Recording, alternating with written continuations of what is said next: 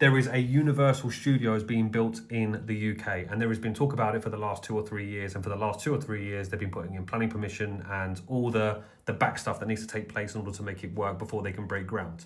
Today, it has been officially confirmed that in 2031, they are going to be opening up the first Universal Studios theme park, which is going to be insane. 476 acres of theme park territory and another 500-room hotel is also going to be built. How does this change anything in the property sector? I will walk you through it.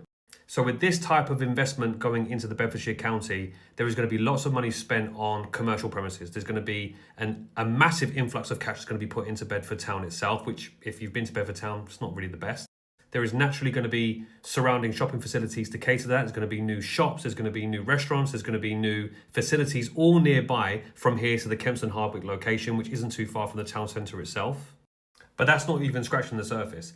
How the property sector is massively going to change in the Bedfordshire location is because of the amount of people that are needed to help build this project. So a lot of people will assume that you will start making money or your property will start increasing in value once the park is then in place. But in order for you to build the park, they're talking about creating 20,000 jobs. You're not going to have 20,000 specialists that live in the local vicinity. It'll be incredibly hard to find 20,000 specialists that are going to be within a stone's throw walk to the location that's going to be built.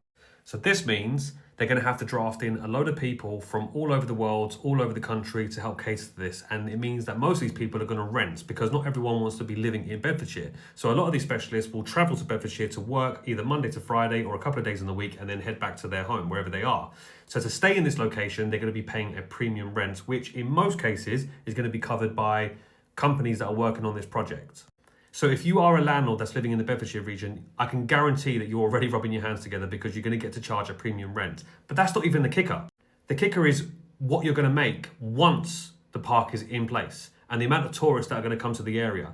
Not everyone can afford to stay in a themed hotel.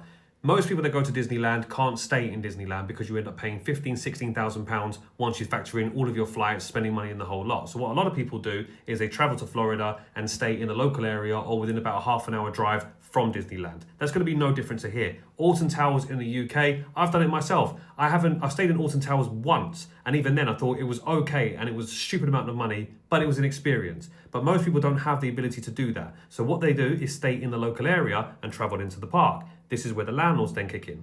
And not even just landlords generally, but if you own a flat in the area and you're looking to Airbnb it out at that time over the weekend, you're going to be charging a premium. But one thing that people don't realise about Bedfordshire is the planning permissions that you get granted in this county are quite literally insane.